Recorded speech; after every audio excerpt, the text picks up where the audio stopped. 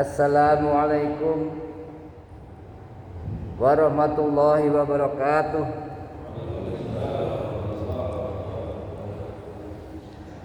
Innal hamdalillah wassalatu wassalamu ala Rasulillah wa ala alihi washabihi wa man tabi'ahum bi ihsani yaumal qiyamah.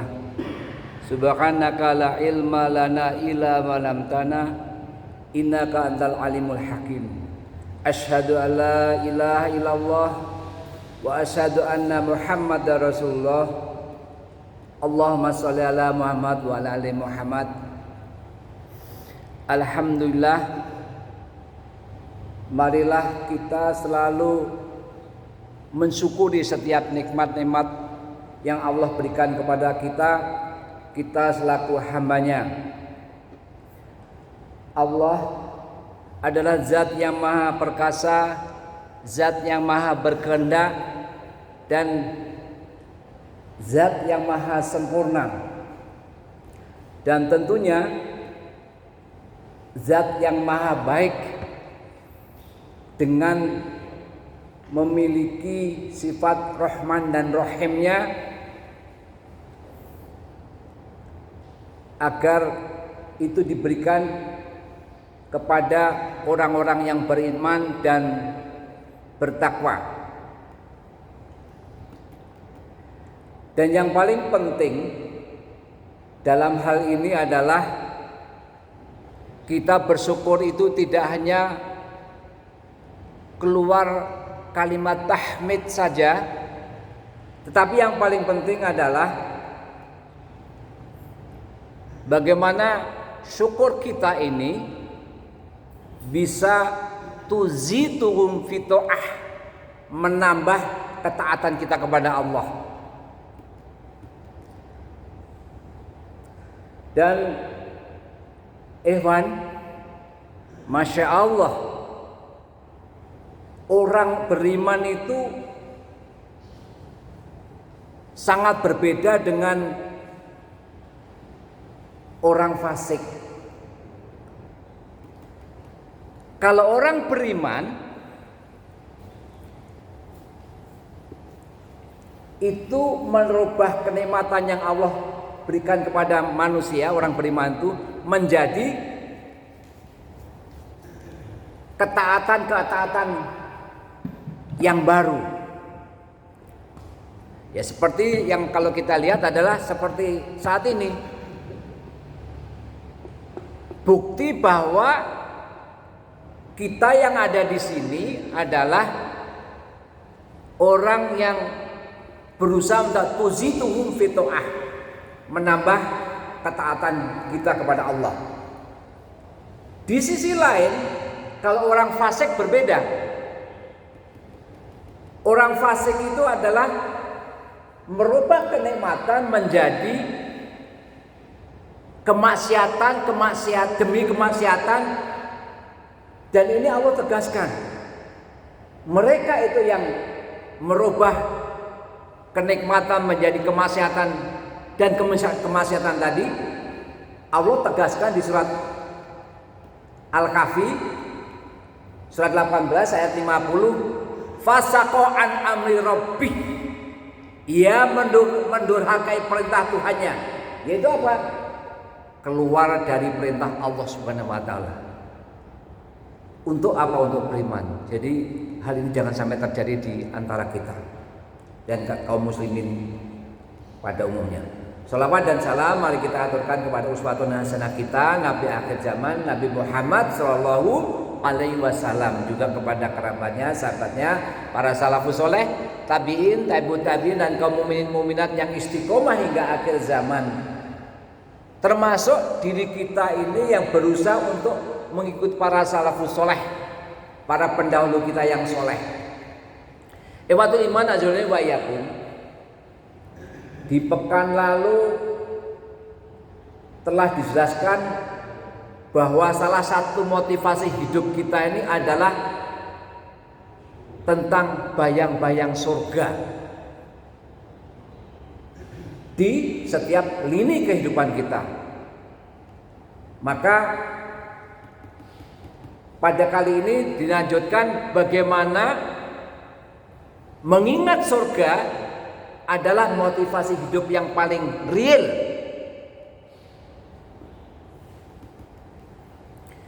Maka mengingat surga itu adalah suatu kekuatan, dan mengingat dunia itu adalah kelelahan, keletihan. Semakin lama kita mengingat surga, maka semakin rendahlah nilai dunia. Semakin kita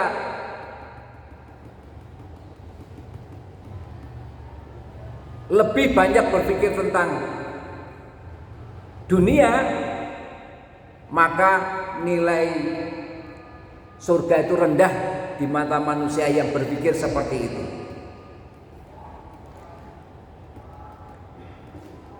Dan Allah sudah ingatkan kepada kita di surat 57, surat Al-Hadid ayat 20. Wa mal hayatud dunya ya ila mata'ul ghurur. Dan kehidupan dunia ini tidak lain hanyalah kesenangan yang menipu. Nah, itulah pangkal kemaksiatan yang dilakukan oleh manusia ketika mereka hanya concern, hanya fokusnya kepada hanyalah memikirkan dunia. Contoh bagaimana mengingat surga itu adalah kekuatan, ada beberapa tokoh yang bisa kita anut.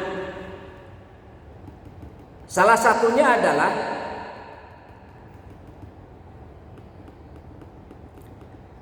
Ibunda Asyah binti Muzahim. Ini istri Fir'aun, Asyah, bukan Asia tapi Asyah. Allah tegaskan di surat 66 ayat 11. Surat 66 itu adalah surat At-Tahrim. Allah berfirman, wa daraballahu masalan lil ladzina amanu ra'ata fir'aun. Dan Allah membuat istri Fir'aun itu perumpamaan bagi orang-orang yang beriman. Artinya apa? Ketika Fir'aun itu orang menganggap bahwa dirinya Tuhan, tapi istrinya Allah buat sedemikian rupa menjadi orang yang taat kepada Allah. Imam Qurtubi rahimahullah berkata di dalam kitab Jami' li Ahkamil Quran,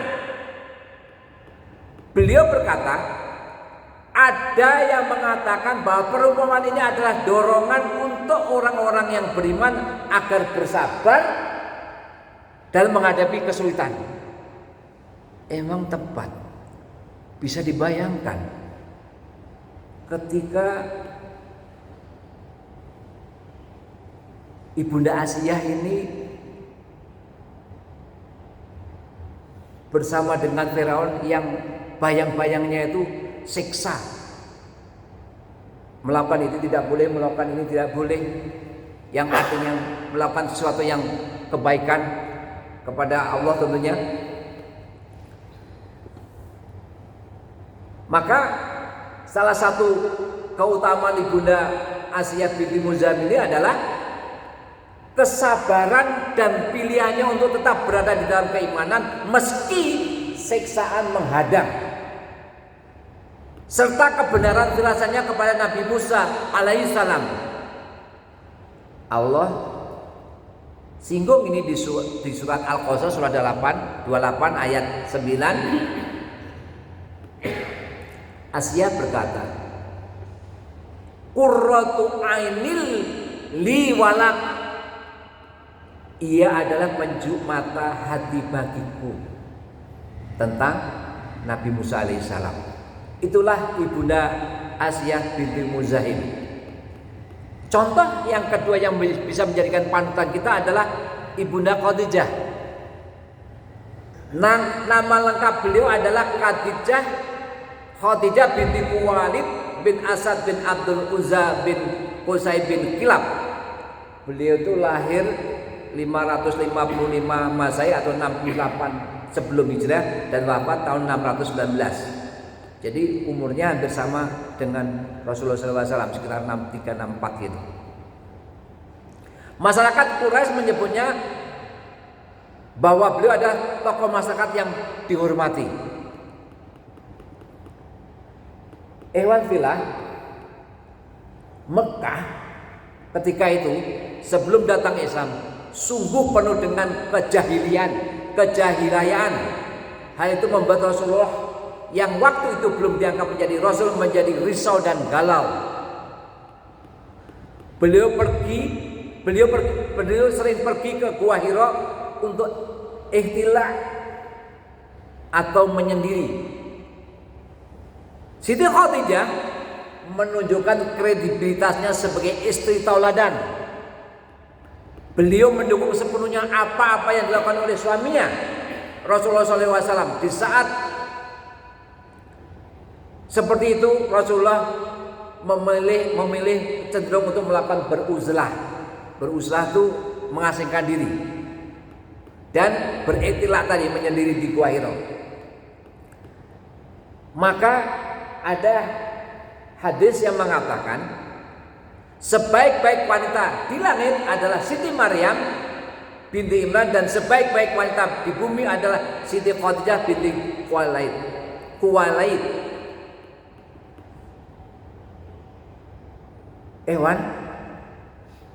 Dan saking kredibelnya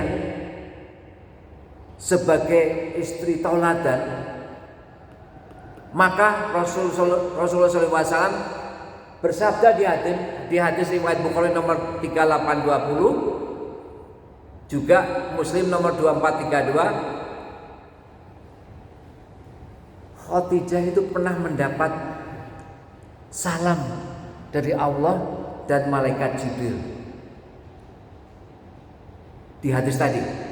Maka dari Abu Hurairah radhiyallahu anhu,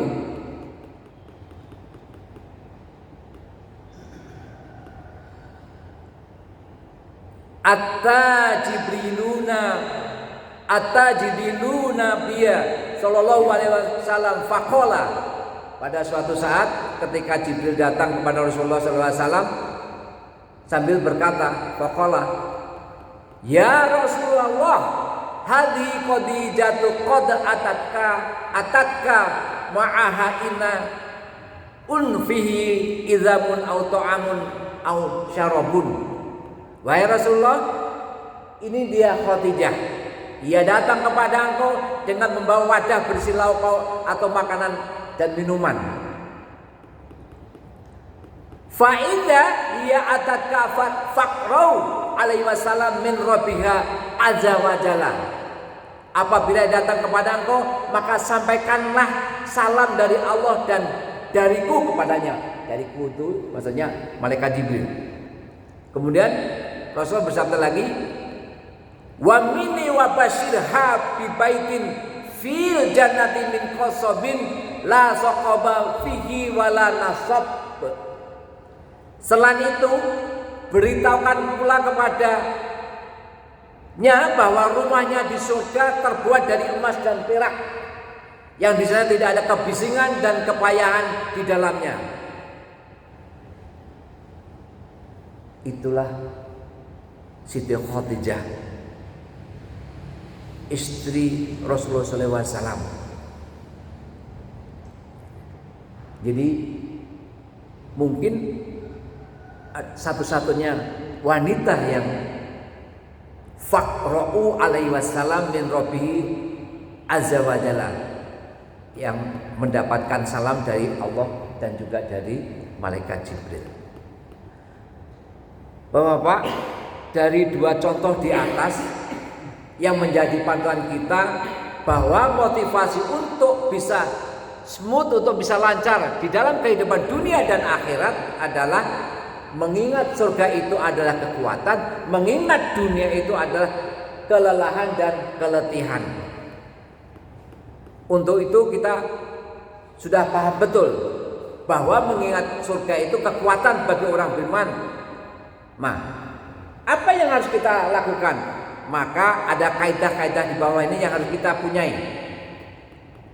Salah satunya adalah bahwa surga itu identik dengan ilmu. Imam Syafi'i berkata,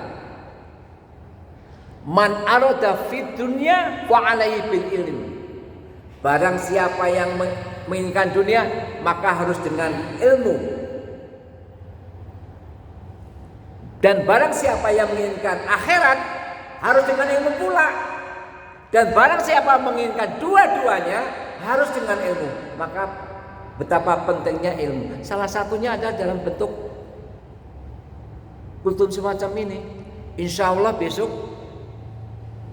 lebih hebat lagi, yaitu dari Dr. Daud Rashid. Saya himbau kepada bapak-bapak, ibu-ibu, datanglah, kita dengarkan, itu ilmu. Nah, yang dimaksud ilmu itu apa? Yaitu bahwa surga itu identik dengan ilmu. Ilmu itu apa? Qala Allah, firman Allah, qala Rasul, sabda Rasulullah SAW, dan perkataan sahabat. Nah, berkaitan dengan ilmu, Al-Bukhari berkata, al-ilmu qabla al-qawli wal amal. Ilmu itu sebelum berkata dan berbuat. Maksudnya bagaimana? Kalau kita melakukan sesuatu, tentu ibadah, tanpa ilmu, maka jelas banyak tidak benarnya. Sampai-sampai Rasulullah bersabda, sholatlah seperti sholatku. Artinya apa? Kita mesti melihat, membaca, mendengarkan tentang bagaimana Rasulullah SAW sholat. Kalau itu tidak dilakukan, bisa jadi yang kemarin disinggung oleh Ustaz Narmodo hari Rabu. Apa? Tidak tumaninah. Dan ini ditolak. Suatu waktu ketika Rasulullah sedang duduk bersama sahabat, datang seseorang, kemudian sholat. Rasulullah tanya, antum udah sholat? Sudah ya Rasul? Belum. Sholat lagi. Sampai 3 kali. Ternyata kesalahannya apa? Tidak tumanina. Itu kesalahan fatal. Dan itu Allah reject, itu Allah tolak itu. Nah, perkataan Imam Bukhari dalam yang al-ilmu qabla qawli wal amal ini adalah merupakan kesimpulan beliau yang diambil dari firman Allah Ta'ala di surat 47 surat Muhammad ayatnya 19. Annahu la ilaha illallah wastaghfir li dzambika. Bahwasanya tiada sembahan yang berhak disembah selain Allah dan mohonlah ampun bagi dosamu. Dalam ayat ini Allah memulai dengan Fa'lam annahu la ilaha illallah wastaghfir li dzambika. Fa'lam, maka ketahuilah, maka ilmuilah. Lalu mengatakan mohon ampunlah, ilmuilah yang dimaksud adalah perintah untuk berilmu terlebih dahulu, sedangkan mohon ampunlah adalah untuk amalan jikalau ada yang kurang-kurang. Karena kenapa? Kita ini loh Bapak, Ibu-ibu, tempatnya salah. Al-insanu makhluqun dan wanisan, tempat kita tempatnya lupa, itulah manusia. Ini pertanda bahwa ilmu hendaklah lebih dahulu sebelum amal perbuatan. Ini pentingnya ilmu. Kenapa? Surga itu identik dengan ilmu. Jamaah salat subuh rahimakumullah, dikatakan bahwa surga itu identik dengan ilmu, sebagaimana ikan itu identik dengan air. Artinya apa?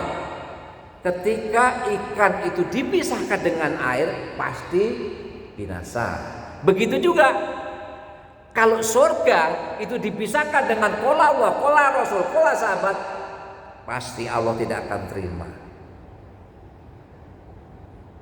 Nah,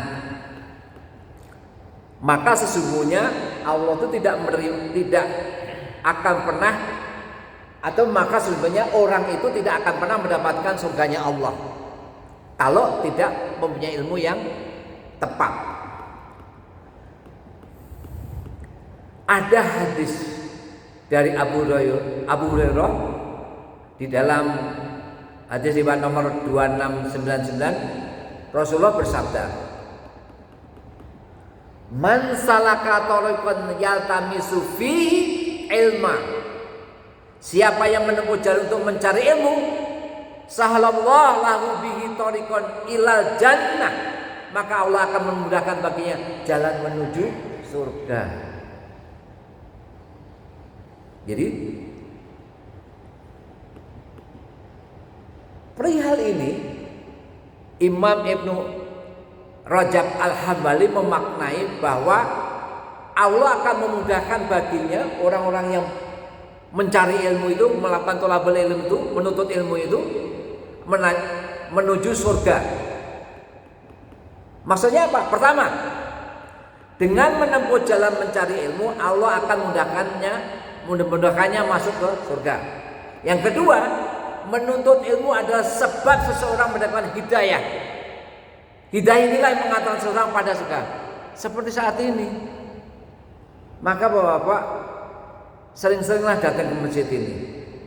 Tiap pagi, insya Allah selalu ada kultum-kultum kajian-kajian semacam ini.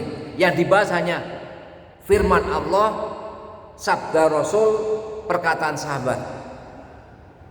Dan ditambah lagi, kalau Senin hingga Jumat pada maghrib, datengin Bapak-bapak. Walaupun hanya cuma mendengarkan saja, tidak apa-apa. Itu sudah termasuk memakmurkan masjid dan termasuk menunggu, kita niatkan menunggu sholat Isya, itu Masya Allah pahalanya. Maka itulah pentingnya menuntut ilmu. Jadi ini kajian semacam ini, kemudian kultum semacam ini adalah sarana untuk mendapatkan hidayah. Sebagaimana kata sebagian ulama tentang ilmu yang diamalkan, man amila bima alima, siapa yang mengamalkan suatu ilmu yang telah ia ilmui, yang ia ketahui, maksudnya aurasanallah ilma ma lam ya'lam, maka Allah akan mewarisi ilmu yang ia tidak ketahui. Masya Allah, ini Bapak-bapak maksudnya hidayah. Ternyata oh ini. Nah, kesimpulannya apa? Mengingat surga sebagai motivasi yang paling hebat, maka sejatinya Bapak, sejatinya demikian itu menjadikan kekuatan bagi orang yang beriman. Jika seandainya kita paham, maka muara dari perjalanan kita itu menuju kepada surga, maka ujian-ujian yang berat itu terasa ringan ketika seseorang mengerti di balik setiap ujian dan kesulitan yang dia dapatkan itu adalah surga. Maka di surat Al-Insyirah surat 94, di ayat 5 dan 6, fa inna ma'al usri yusra, inna ma'al usri yusra. 2 kali di balik sesuatu ada kemudahan. Kemudahannya ada.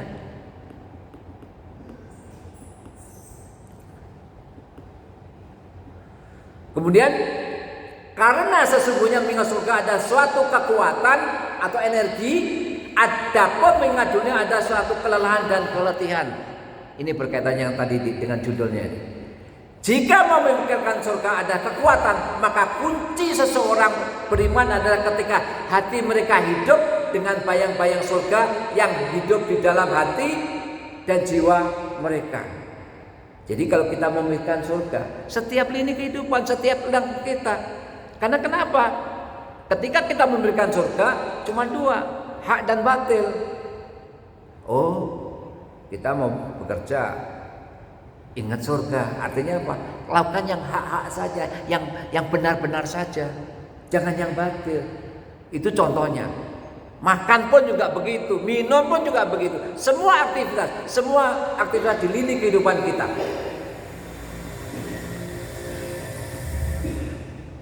Maka Allah Subhanahu wa taala mengabadikan bagaimana orang yang soleh itu kuat dalam menghadapi setiap ujian yang mereka hadapi, yaitu karena mereka berhasil menciptakan lentera di dalam hati mereka untuk membayangkan surga.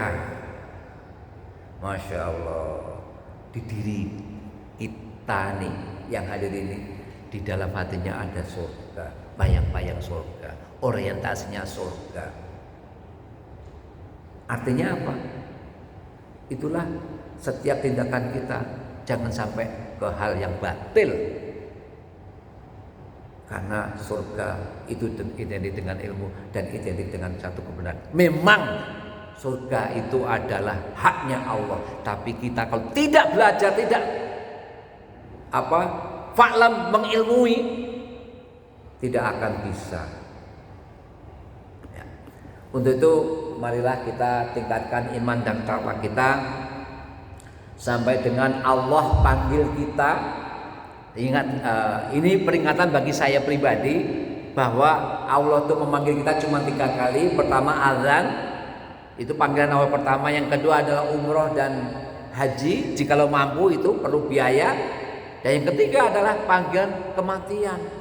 Makanya sebelum yang ketiga, yang 1 dan 2 dipuas-puaskan sampai nanti Allah panggil kita dengan panggilan yang sangat lembut sekali. Apakah panggilan Allah? Ya ayatuhan nafsul mutmainnah, wahai jiwa yang tenang, irji ila rabbika radiyatan mardiyah, kembalilah kepada Tuhanmu dengan hati yang ridho dan diridhoi. Itu panggilan Allah. Itu tidak akan terjadi kalau kita tidak mengingat surga. Kenapa? Batil mulu, salah mulu, berbuat maksiat mulu. Ini berapa orang? Mungkin cuma 2 sab kali. Makanya perlunya kita untuk selalu istiqomah. Dan salah satu supaya kita istiqomah adalah yaitu selalu mengingat surga di dalam diri hati kita sendiri. Semoga bermanfaat terutama untuk hamba yang dhaif ini. Wallahu a'lam bishawab. Alhamdulillah rabbika fala takunanna minal mumtarin. Kebenaran itu adalah datang dari Rabbmu, maka janganlah sekali-sekali kamu termasuk orang yang ragu-ragu. Mari kita tutup dengan doa kafaratul majelis. Subhanallahumma wa bihamdika asyhadu alla ilaha anta astaghfiruka wa atubu ilaik. Assalamualaikum warahmatullahi wabarakatuh.